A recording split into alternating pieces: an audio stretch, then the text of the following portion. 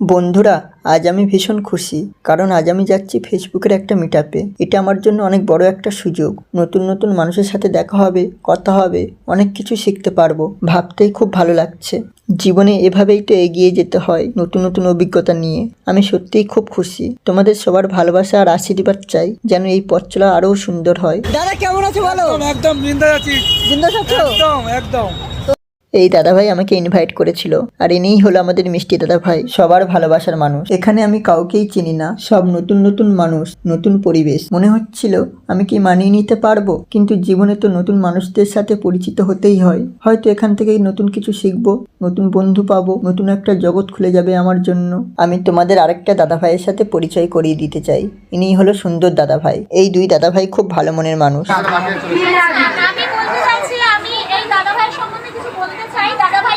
চাইছিল না একটুখানি ক্যামেরাটা দূরে নাও, তো এসে থেকেই দাদাভাইটা আমার নজরে ছিল।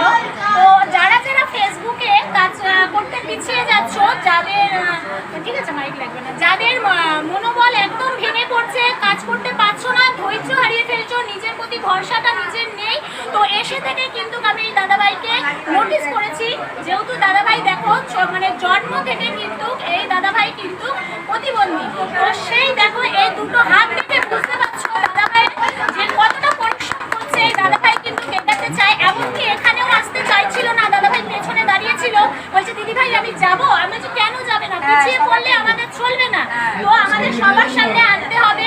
তো ওকে আমি আমার নাম্বার দিয়েছি, ওর যা সমস্যা হবে আমাকে জানাতে পারে। আমি যেটুকু জানি আমি সেটুকু ওকে জানাবো।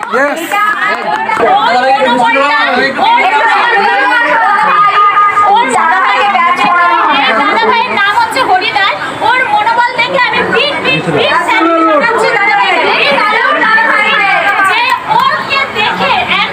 ওকে দেখে সবাই যারা যারা এখনো ফেসবুকের প্রফেশনাল মুডটা অন করোনি, আমি বলবো এই দাদাভাইকে দেখে তোমরা ফেসবুকের প্রফেশনাল মুডটা অন করে দাও।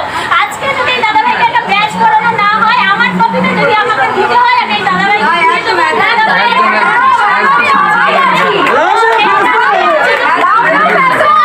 আমি নিজে হাতে এটা করাতে চাইছি। আমি মিষ্টি দাদাভাই থেকে পারমিশনটা নিজেই নিয়ে নিলাম। তো আমি দাদাভাইকে হাততালি করে